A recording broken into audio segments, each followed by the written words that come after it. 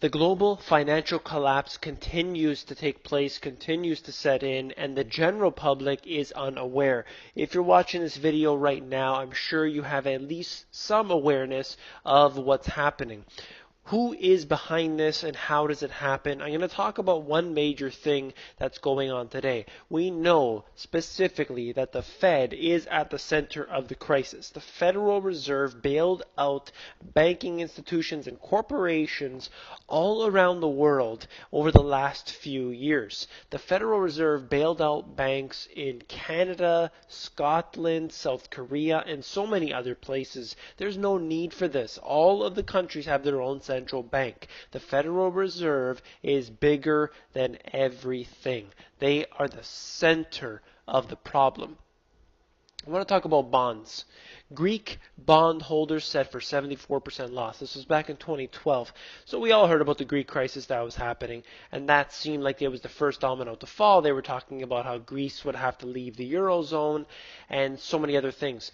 I would like to talk about bonds specifically because a lot of people see bonds as a safe haven. Whenever there's doubt, put your money into the bonds, and the bonds will give you a guaranteed income over a set amount of years. And if you go to a financial advisor, they will tell you the same thing. Oh, you got to invest in bonds, long-term savings bonds. It's a great place to park your money if you don't want to put it into your 401k or SPs. So what do? They recommend bonds. Well, in the case of Greece, a lot of people lost a lot of money.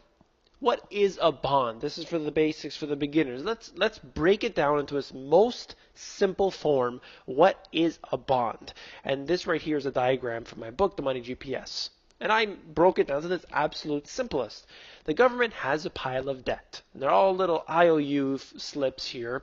And then they package it up, put a nice little bow on top, wrap it up nicely, and then they sell it as a bond. That's exactly what that is. It is government debt packaged up nicely and then sold off to people. So you're buying the garbage of a country with the intention that at the end of it, you're going to get a little bit of a payoff. That's the whole thing. It's basically on their goodwill. Please, 10 years later from now, please give me a little bit of money back. That's exactly what a bond is. That's what you're doing. You're buying government debt. So people don't realize the fact that you're not buying something quote unquote safe. You're really just trusting in that government that they will pay you back. That's simply what it is. And look at this right here. Debt crisis. Greece bondholders could face more losses, says Berlin. And they're talking about another round of write-offs. Of course, that's exactly what's happened. They never really repay back what they've accumulated, and the banking industry will get their money back. See, when the banks will get their money back either through bailouts, through bail-ins, taxation, however it is. It will be written into law that the banks get their money back. The ordinary citizens will not. That's just the way it works. It's always been like this, and it always will be. European Central Bank moves to avoid loss on Greek bonds. See, because the ECB, as I just said, the banks, the ECB will not lose their money. They're not going to lose a penny on anything. And what they're going to do is they're going to print money.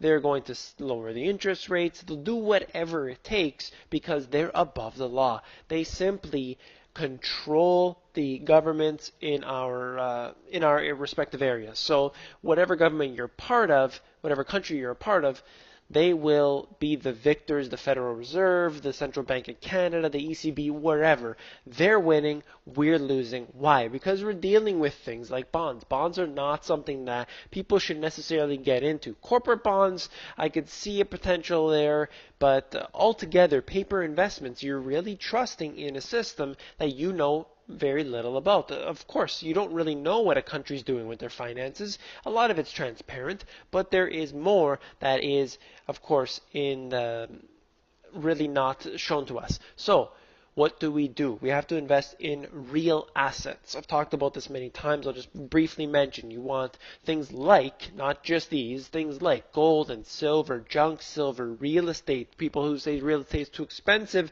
think of things like a parking spot in a nice area. Think of a storage locker. You don't have to buy a big house or even a condo. You could buy little things and make money if they're in nice areas. And you could rent them out to people, so on and so forth. And there's so many other things that you can do to get assets and basically park your money there. If you're not the type that wants to, do a business, you can just need to park your money somewhere where it will hold value, that will not go bankrupt. Like this bank right here, like the ECB, talking about how they had to avoid a loss on theirs, and they're the ECB. So I just wanted to mention that, something that I get a lot in my consultations, so it's very important to share with others. This is, of course, to get people to learn more. I have the Money GPS Insiders. It's where you can get the breaking news, get the deep analysis that I've done, the research that I've done over the years, and I can bring that to you. And it's right here. It's on the moneygps.com. You scroll down to the bottom, fill in your email address, and sign up on there, and that's all. If you are watching this video, please give me a thumbs up, and don't forget to subscribe.